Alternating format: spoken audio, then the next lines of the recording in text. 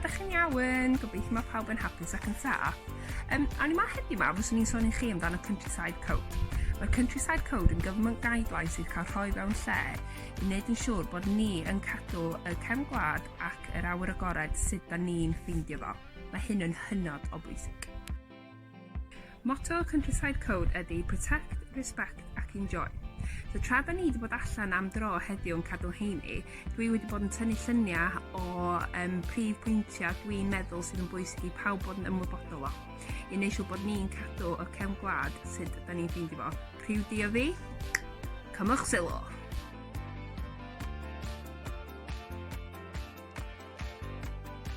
Dyma lluniau o mynediad wahanol i chi allu mynd ar llwybr cyhoeddus. Mae'n hynod o bwysig bod ni'n aros ar llwybr cyhoeddus. Fydd yna sein yna i chi allu weld bod o yn llwybr cyhoeddus. Mae fel arfer yn dyn bach gwyrdd neu fydd yn actually'n deud llwybr cyhoeddus.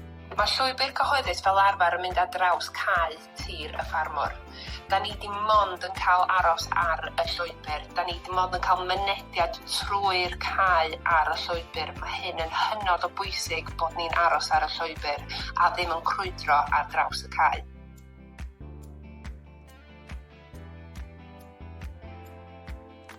Gwnewch yn siŵr da chi'n defnyddio'r mynediad sydd ar gael i mynd ar y llwybr. Peidiwch â dringo walia, maen nhw'n beryg bywyd, wneith nhw cwmpa ar ben chi a brifo chi, a hefyd tir y ffarmwr ydi o hefyd.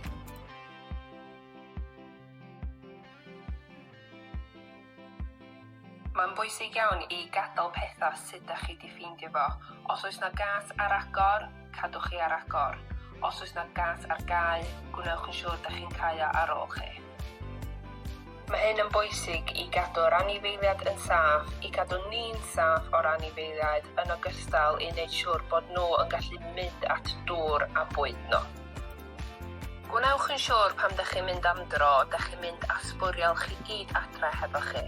Mae hyn yn gallu bod yn beryglus iawn i'r anifeiliaid a dydi o rili ddim yn neis gweld o. Hefyd, mae'n bwysig i cadw pethau lle da ni wedi ffeindio nhw oherwydd wyrach bod o'n cartref i anifel bach arall. Da chi'n meddwl, o dim ond carreg neu darn o bren ydi o, ond wyrach bod yna llwythi canoedd o anifeiliaid bach yn byw ynddo fo.